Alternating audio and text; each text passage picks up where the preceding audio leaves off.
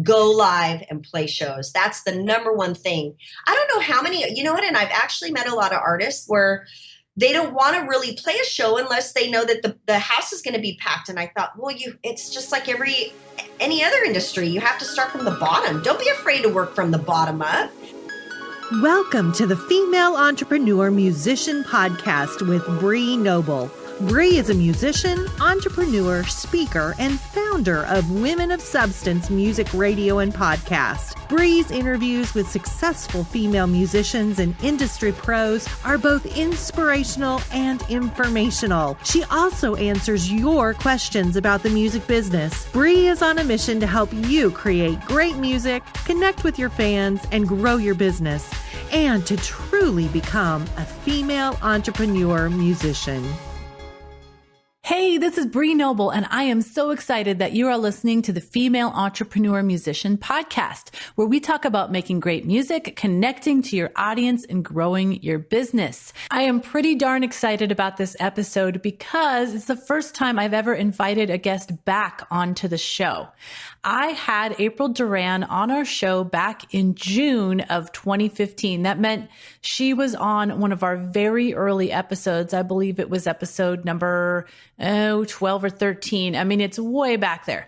And, she was just getting started on a lot of cool stuff that she was doing to help independent female musicians. So we really had a simpatico, we had a lot in common about our goals to help female musicians. And I've been following her, and I've noticed that she's been making a lot of cool progress, doing a lot of innovative things, and opening doors for female independent artists, finding ways to promote them, ways that aren't necessarily traditional, but are really effective. So I wanted to invite April back today to talk about all that's changed with her since she was with me in June, all that's gone on to build her new label, which is called Raghouse Records. So we're going to get into all that in a minute, but let me tell you a little bit about April Duran. April Duran was born and raised in Southern California, and she attended San Diego State for business management. 10 years later, she completed the music business program at Musicians Institute in Hollywood. Her experience includes VIP supervisor at Irvine Amphitheater for Live Nation, assistant to the general manager at the Wiltern, production manager at M15 Concerts, and founder and creator of Raghouse Radio, Ragmag, and Raghouse Records. Here is my second interview with April Duran. So it's been almost 2 years since I've talked to April on this show, and I wanted to have her back because I felt like she's made so many amazing things happen in the last 2 years that I wanted to, reintroduce her to you guys and let you guys know all the awesome things she's doing, especially for female artists. So April, since it's been a while, can you give us kind of an update or even just like remind us how you got into music and give us kind of a little bit about your journey up until now? Sure. Well, thank you so much, Bree, first and foremost, for having me back. I really appreciate it. And of course, I have to actually let you know that I look up to you and everything that you're doing, and you're paving the way for so many people, women and men. And I just wanted to congratulate you on your success. So thank you so much. Oh, thank you. That's so nice. Yeah. So I got into music. I always attended concerts throughout my whole life. But when I really decided to dive into the music industry was when I became a single mother. I was working at a school district. I still am.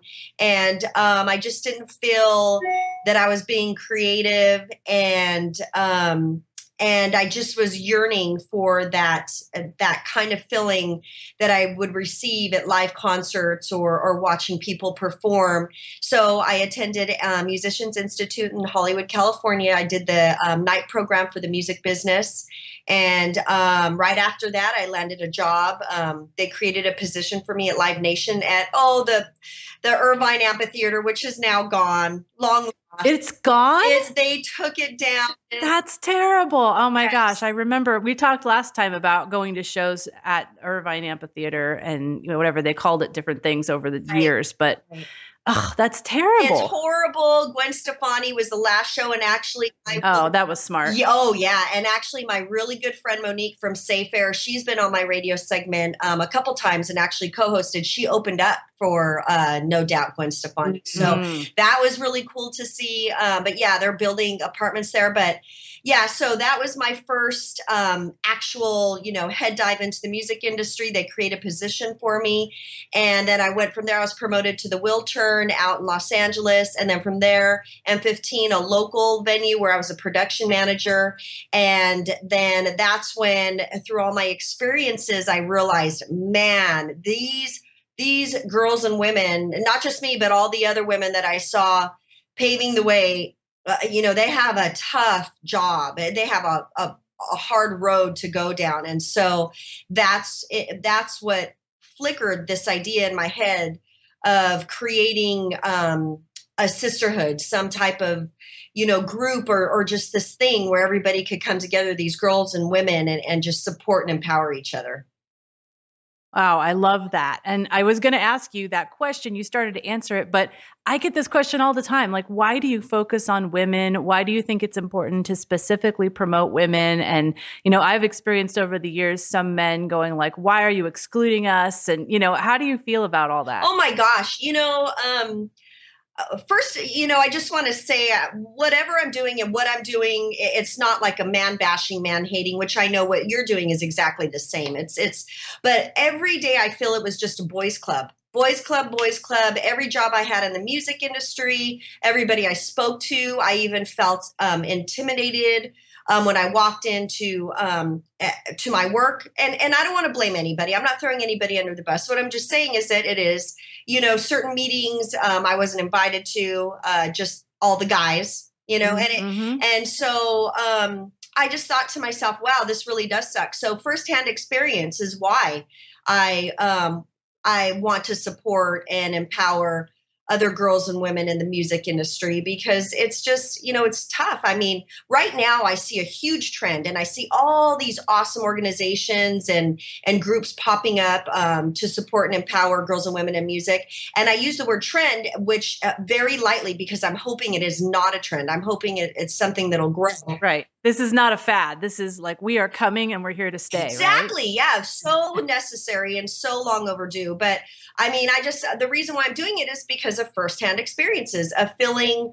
left out, feeling as though they felt maybe I wasn't just enough to attend a meeting or, book a show, or, not experienced, when they would just hire some guy off the street with way less experience than me. And all of a sudden he became part of the game. And so I felt excluded somewhat. And then I also saw a lot of women that had positions higher than me, and they were considered bulldogs or bitches or something. But they had to be, what they had to do was, work 200% more than most guys or men in the same position, because they had to prove themselves right from the get-go.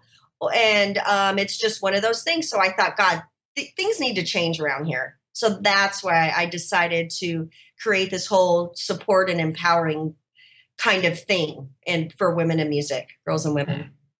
I love it. Of course, I love it. But, for me, it was from the artist side. I felt like I saw so many talented artists and they weren't getting the representation like on the radio. I mean, still, if you listen to the Pulse or something on Sirius XM, 80 to 90% are men.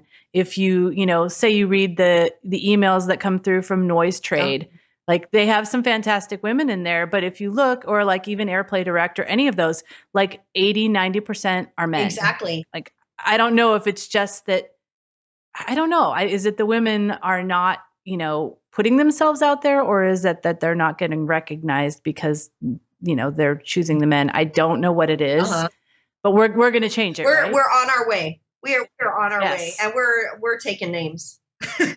Totally. So when we talked last time, we talked about you were starting, or you had just started your Raghouse Records label. Yes. To promote female artists. Now, I want to find out what's happened since then, because I've been seeing you all over the internet and things are going on with Raghouse and you're making a name for yourself. What has happened? Well, I started off with the envision of an all-female, all-genre record label. And because of budget and revenue not really coming in like I thought it would from creating shows or selling merchandise, I realized I had to evolve and be creative and reach out in other directions, not give up, just, put on your thinking cap. And so with that being said, I decided, well, what other kind of avenues can assist girls and women in music? And so I thought, okay, radio.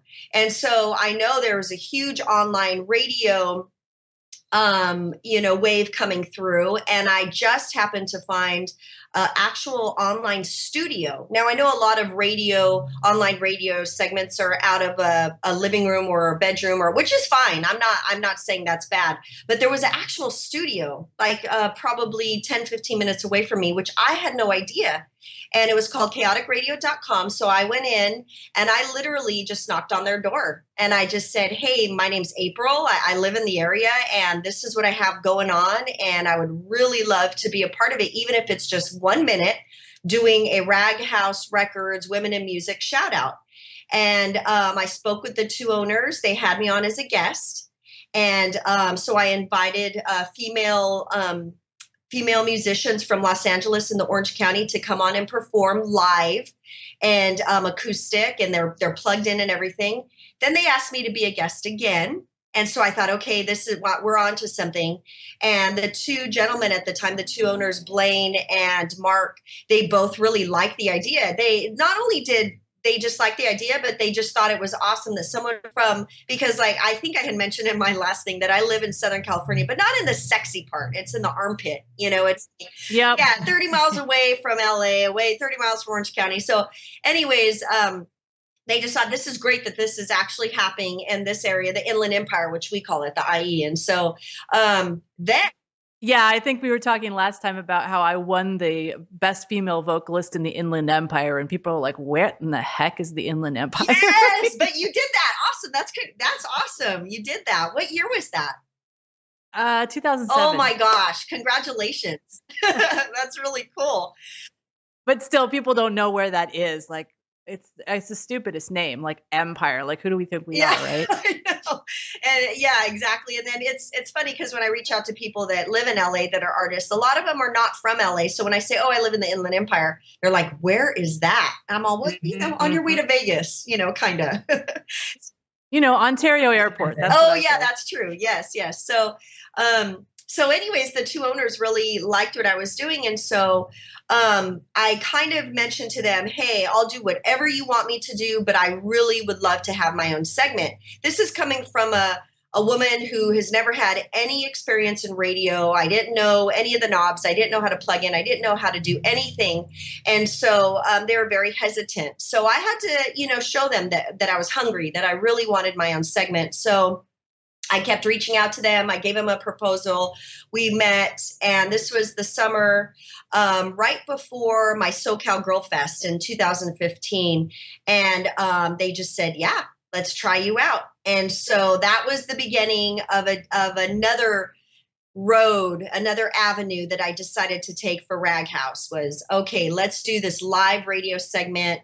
I have no experience, but the only way you're going to get experience is by doing it. And so I went in so nervous, sweating all over the place. Had no idea what to do. I knew there was an intro, an outro. There was, going to be commercials, ads, and I pulled it off. And so we are now in our second season of Raghouse Radio.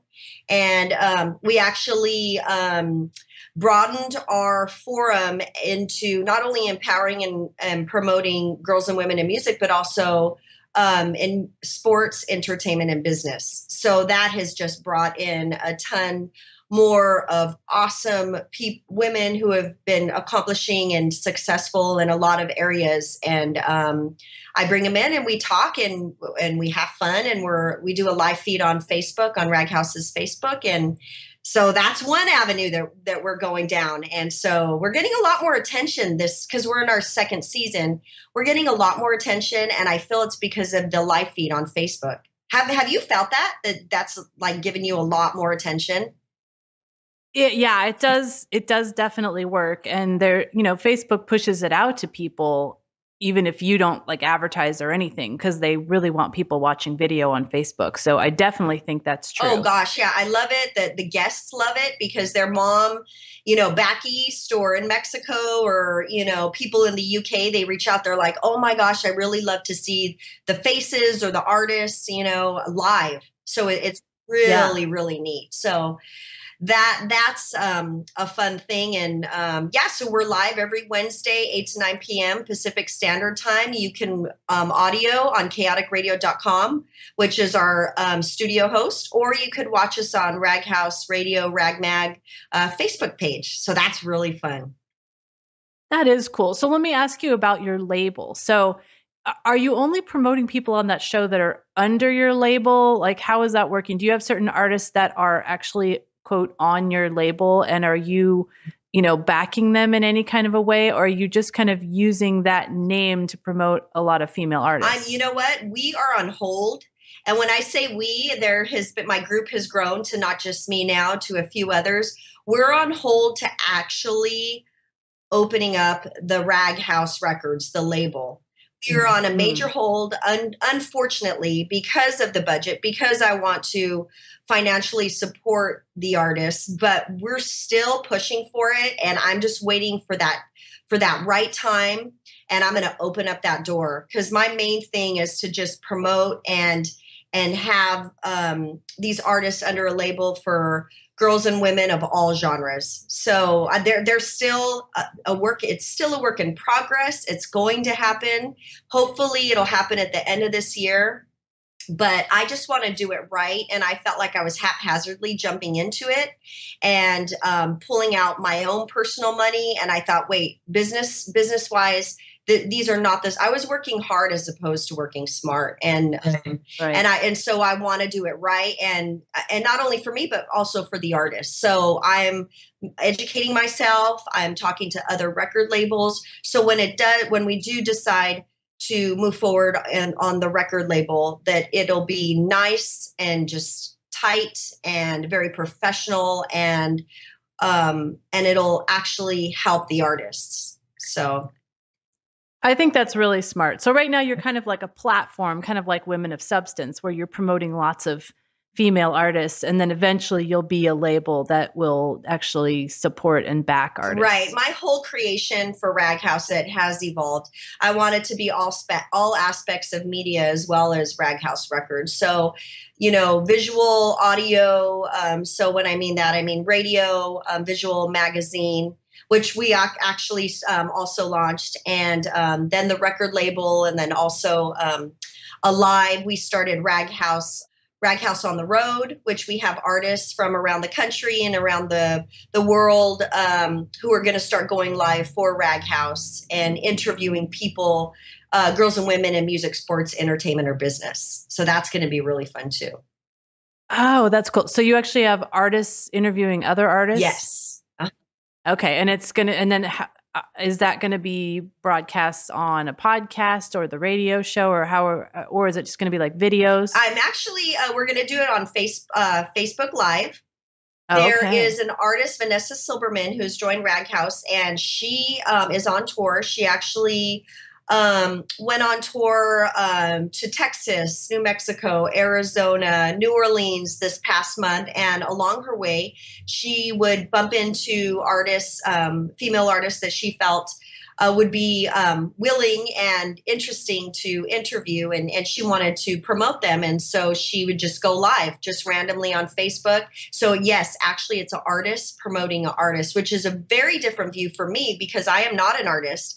So it's awesome to see, because there's a lot of questions that I could possibly miss, or, in an interview, because I'm not an artist, but, so it's just them talking, going back and forth about the venue, about the show that's going to happen, or the show that already happened, and, their experience and what women and girls are doing in that area.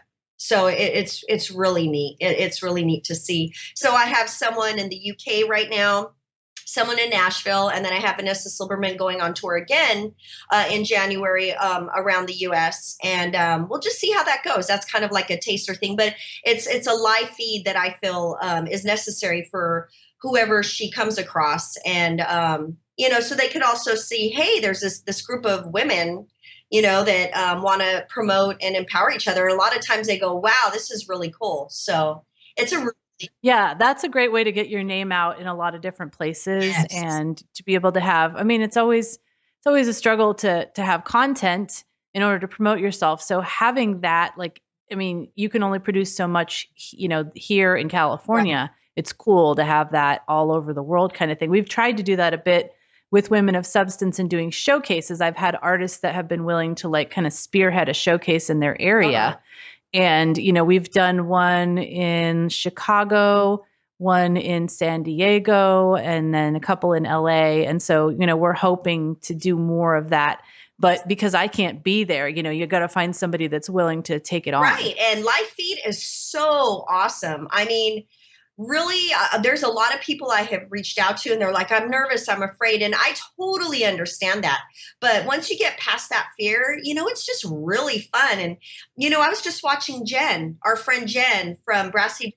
Yes, live from the Lou. Live from the Lou, yes. And I was just watching her right prior to us talking here. And she's just so awesome with the live feed. And I thought, man, just because I was also very afraid because we the radio segment, we go live. And once you get past the 1 or 2, 3 times you do it, it's just, normal. You forget that it's there and then you start to flirt with the camera and you start to have fun. And, it's just a great experience.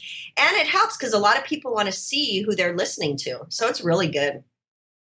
Yeah, I find it strangely addicting because it's like the idea that I can really go live to that many people after it counts down 3, 2, 1. Yes. I don't know. There's just something about that. It reminds me of in the old, when I was young and I used to watch when people would go live on TV and they'd have that 3, 2, 1, and then the little light would come on. And I don't know. It just feels so cool that you can actually do that from anywhere. Right. And then also you could post it and then you get more, viewers because it's there on your page and they go, oh, what is this? So I'm constantly getting feedback. It doesn't last forever, but I'll get, of course, the first night I go live on Facebook. I get a bunch of feedback, a bunch of personal messages, emails, and then it'll last for two, maybe 3 days after. So it is I think it's just such a good thing to have as a musician or someone who performs or anything. Just go live. People love it too. People dig it.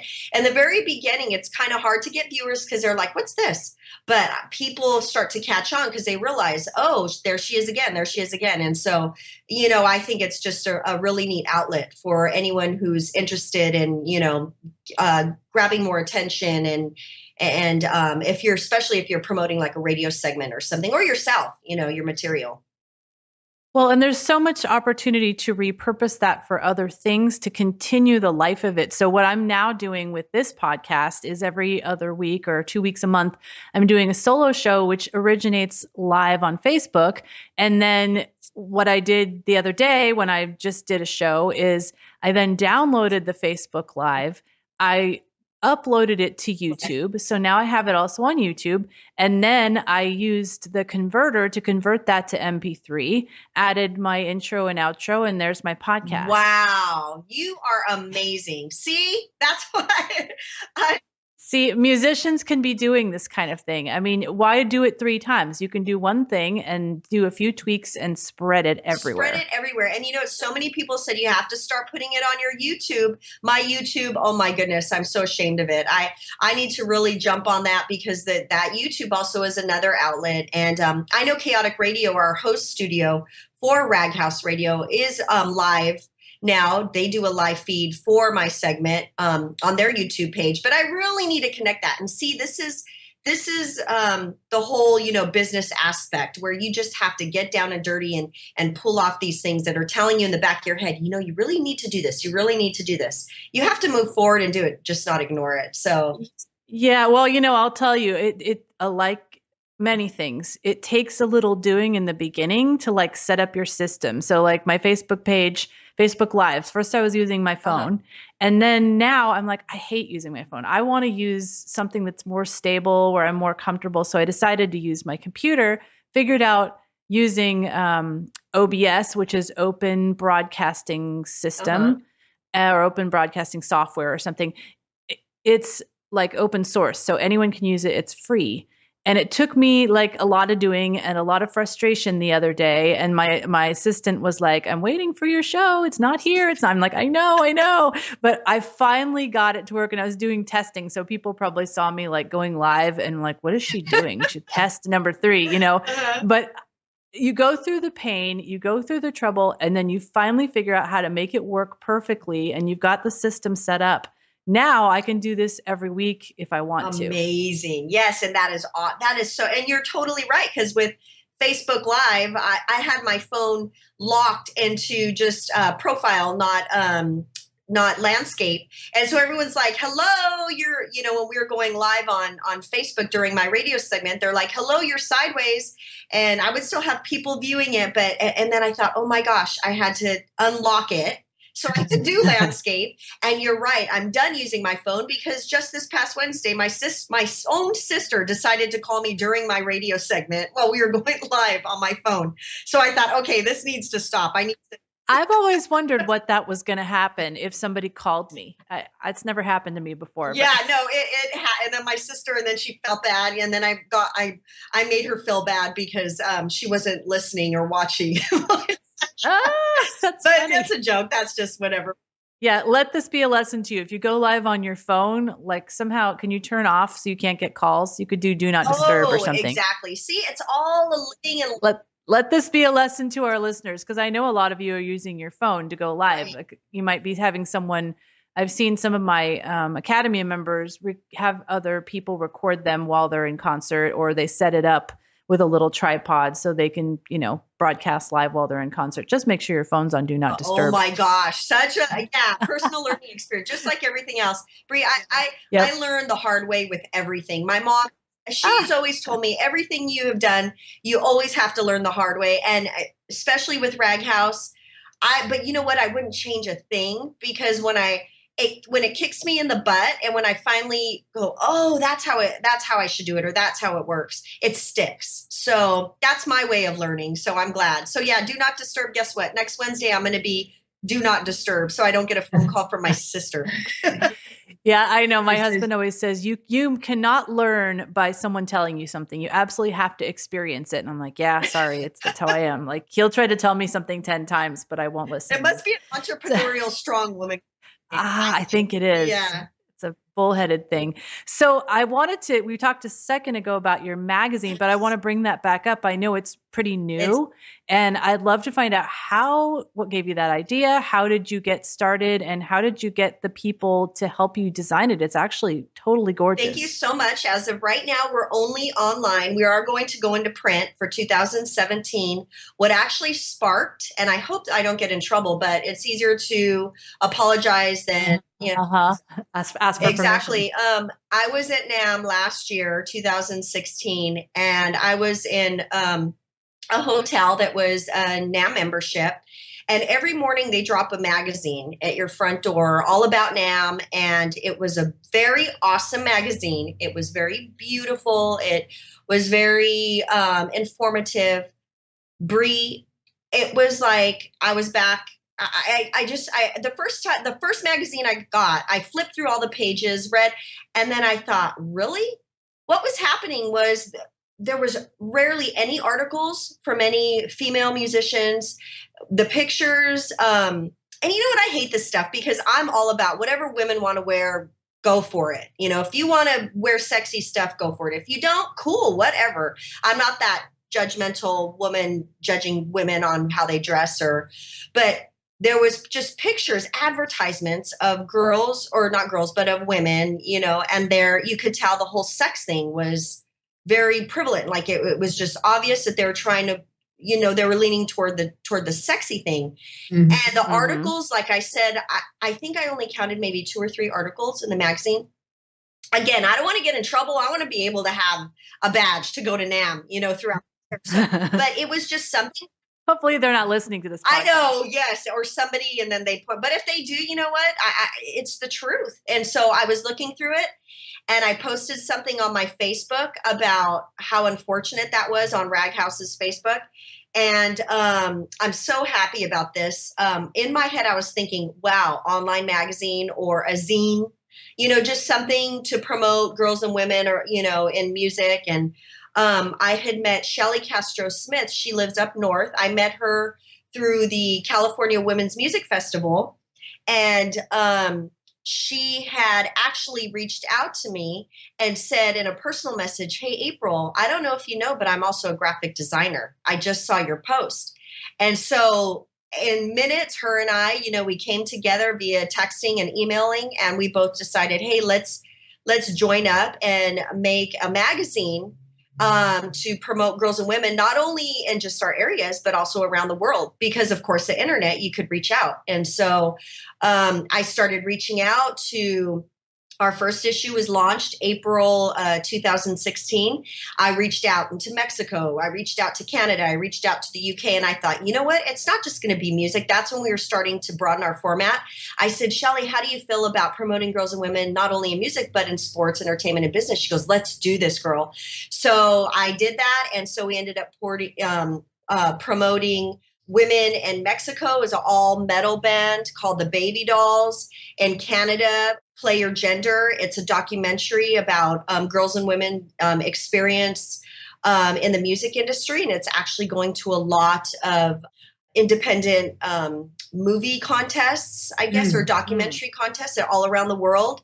And I also promoted Debbie Stewart, who owns She Books up in the UK. Girls, women, if you want to book shows, or if you're planning to go to the UK, look her up. It's called D Star Booking. She's amazing. She's a hard worker. She's a mom. She busts ass. We promoted, and you know what? I'm going to stop there, but I'm also going to say what we learned from it. It was an amazing first start. We even reached out to Seattle. We reached out, of course, to California. But the one thing we learned from that, Bree, and I'm so glad we did, of course, because we were a starting out magazine, our following was very minimal. We forgot to ask the people, oh, hey, can you also, just support and just maybe throw it on? Just say, hey, a thank you to whatever on any social, whatever. There was one person or one group who refused. And it was really sad. And they approved of the interview. They sent us approved photos. They sent us everything. But because we were small and probably, and I get that. Maybe they just didn't, I don't know, or maybe they had other ideas of why they didn't want to promote it. But that was one very huge lesson Shelly and I learned was to get approval. Hey, if you really want to be in the magazine, would you be willing to support us? And if not, hey, we're not going to be butthurt. We have thick skin, no problem. We'll just, move on to the next person. So that was a good learning experience for an online magazine. So that's interesting that someone wouldn't want to do that. I feel like any promotion, even if it's small, I was just telling my Academy members this, like, people don't know how big or small the thing is that you're in, whether it's a podcast or a magazine, or nobody's paying attention to the following of how many people are reading Raghouse magazine. Uh-huh. They're just noticing that you're in there. It's a great article. It looks great. Promote it. Like, it's only going to be good for you. Right.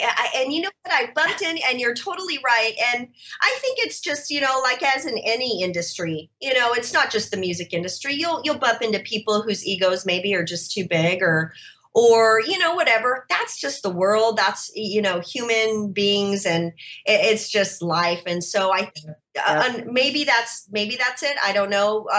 Shelly and I both reached out to them a few times via email, and their manager, yeah, no problem, nothing. And so I thought, move on and learn from that. So we just put out our issue number 2, December 1st. And that issue, we really kind of stumbled over a few things, and we weren't sure, like, okay, I had a few people in mind that I wanted to interview, but I didn't want to do it really quick and messy. So we thought, let's just make this issue a little smaller. But then we also wanted to open up advertisement for the magazine. And so that's when Shelly and I put out, okay, let's do some free advertisement. And we are so happy to promote you, Bree, and everything you're doing, Oh, I so appreciate it. Yeah. I mean, seriously, like it's the perfect vehicle for what I do. Oh my gosh, it was amazing. And we also were able to promote others, the Brassy Broadcast, Jen, and other artists that we actually were shocked about how many emails. Shelly actually said just last minute, oh, if we do this, maybe we should just pick the first 10. And I thought, you know what, you're right. But I was thinking we were only just going to get a few. Oh no, we got well over, I think it was like close to 35. And I felt so bad. So I felt bad telling people no. But in the long run, it'll bring up that attention and people see, oh, okay, well, the ads are out again now, so now we're thinking of maybe charging, even if it's just $2 or $1 or so, that's how you start. That's how you start the whole thing.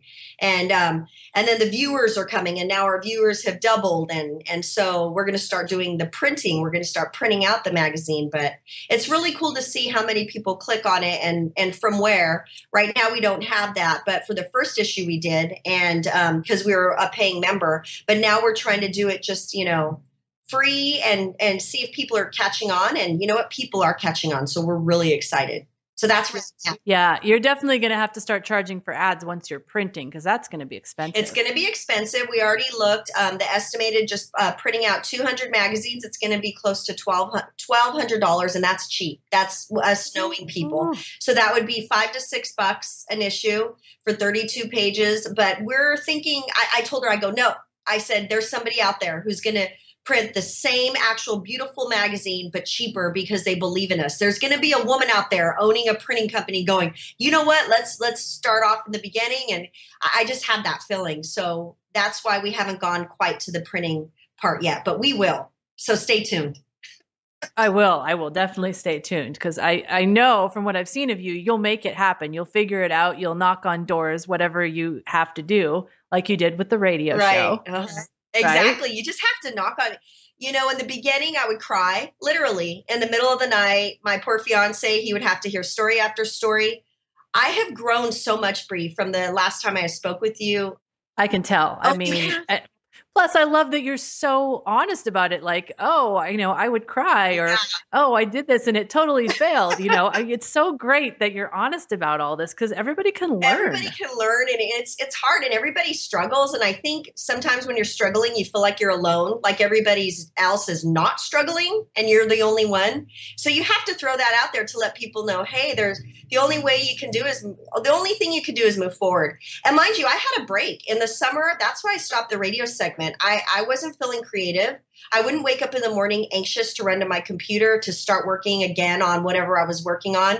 And I spoke with a few people, and my mom and dad, who are huge supporters, and they're like, maybe you need a break. And I'm like, oh my gosh, yeah, maybe I do need a break. So I took a 2-month break, and I found myself still creeping a little bit and doing stuff and whatnot. But that break really helped, because then I came back more thirsty and more hungry. And so I always give the advice, hey, if you're not feeling it, don't push yourself, because you might lose that creativity, or you might lose that thirst, or you might be creating something and it may be just shit because your heart's not into it. So from that experience, that's what I tell people moving forward now.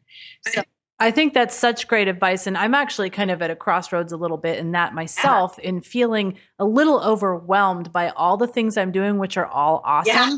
But I just feel like certain things they feel heavy to me. Right.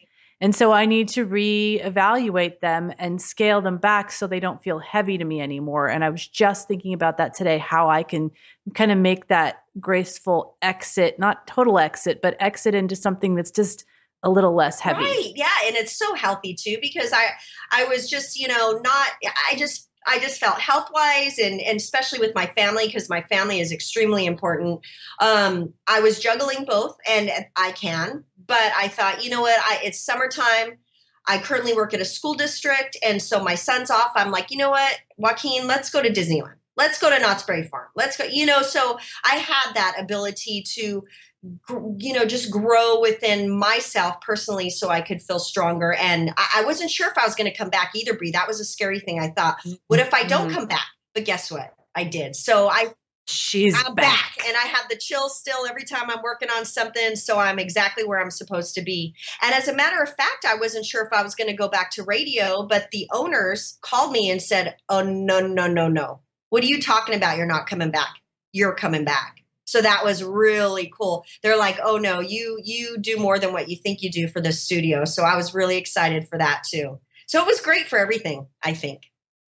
That's cool. I know I feel the same way. Sometimes, I'm thinking about, oh, I got to do these interviews. They're on my calendar, or I've got to do these other things. And I'm like, I don't know. And then I get into an interview and I'm just like so jazzed. I'm like, I know I'm doing the exact right thing right now. I hear you. When it's raining, when it's pouring rain and I have to drive to the studio for the radio segment or, just do something for the magazine. But like you said, when you get there, you're like, okay, yes, let's turn this on. So it's a good feeling.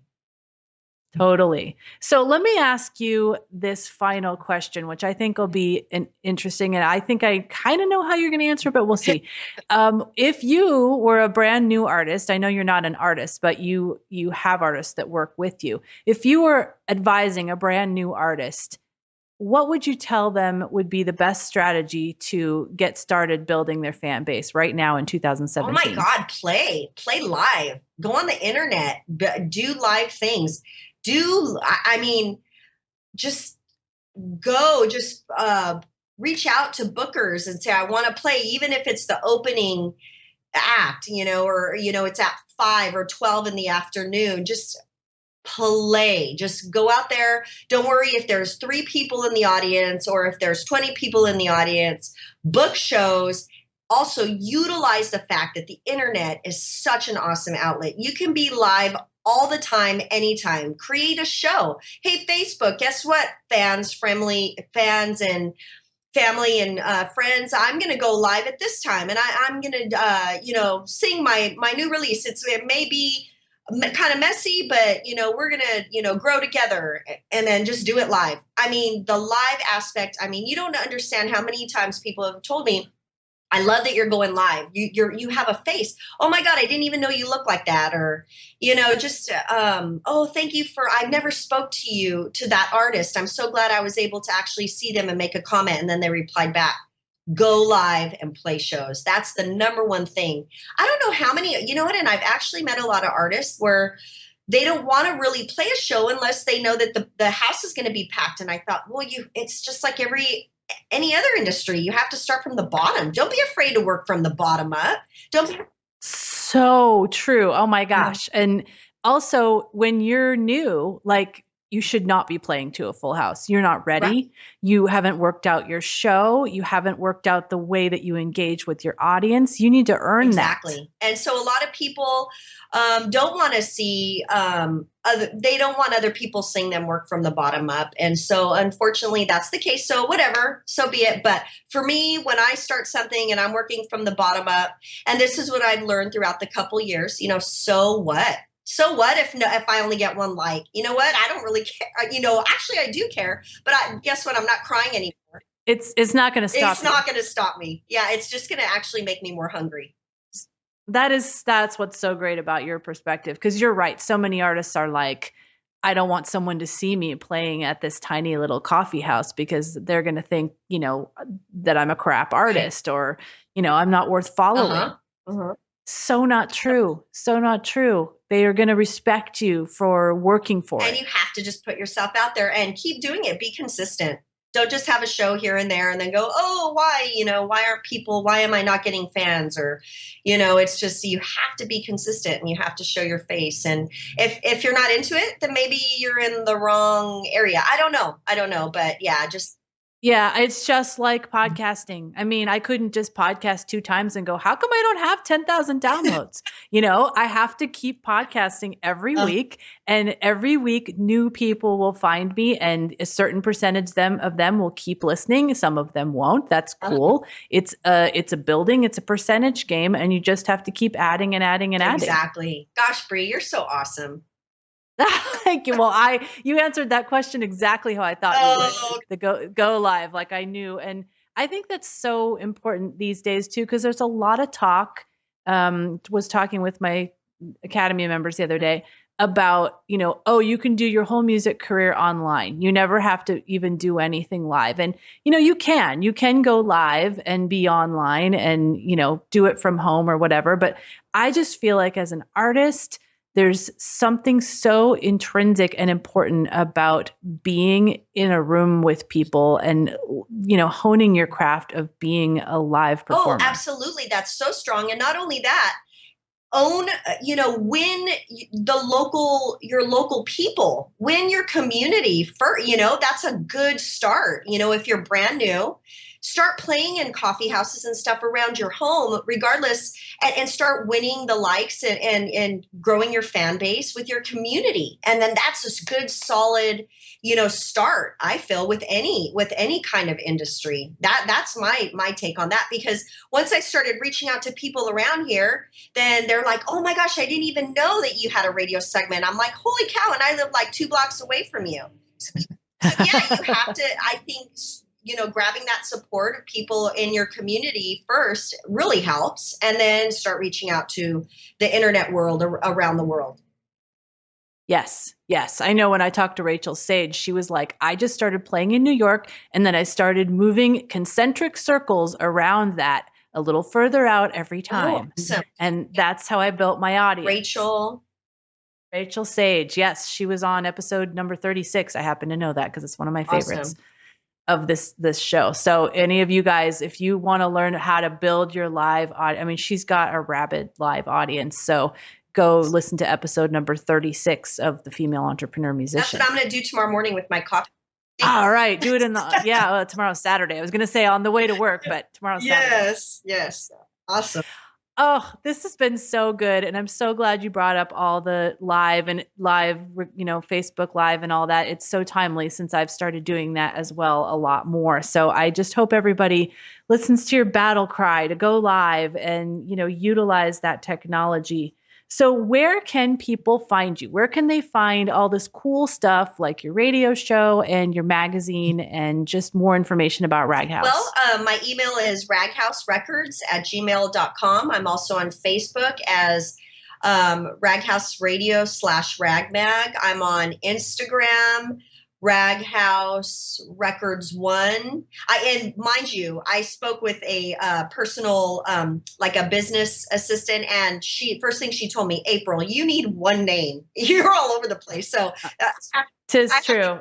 First of all, why are you Raghouse Records 1? Is there a Raghouse Records without There was a Raghouse Records in the beginning, and I even reached out to Instagram. I wanted to start fresh, and for some reason, they just didn't want to let go of that. So I thought, oh, okay. So yeah, Raghouse Records 1. So I just decided, it was like in a second idea. I thought, okay, well, I'm just going to create a whole new page. So I just decided. So, and then I'm on Twitter, Raghouse Records, and you can watch my radio segment live feed like we've been talking about on my Facebook every Wednesday at 8 p.m. Pacific Standard Time, where you could go back and see the actual footage that's been recorded.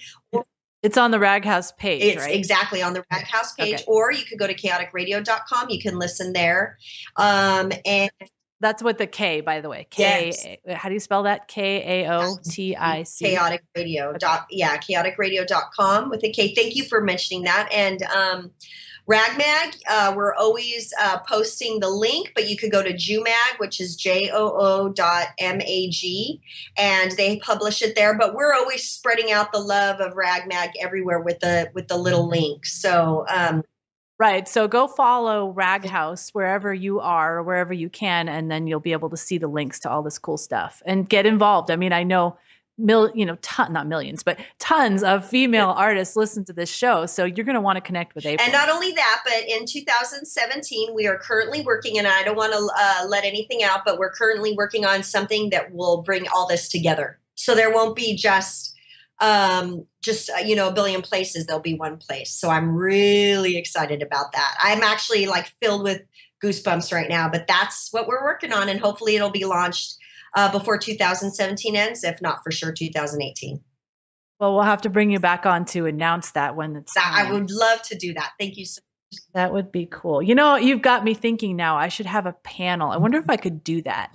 And a remote panel of like several people like you and Jen and, you know, that work with female artists and do it as a podcast. I wonder if I could Oh do my that. God, that would be awesome. It might be hard to orchestrate, but it would be cool. That would be really cool. That would be really fun. And I don't know if you could, you know, you would be able to handle it. Because I was going to say all these women together, it would be we'd probably laugh and pee our pants and have. Probably. But it would be really fun to watch. Yes, it would. That's a great idea, Bree. I hope I see that. I hope that you create. Me too. I'll have to think about that one.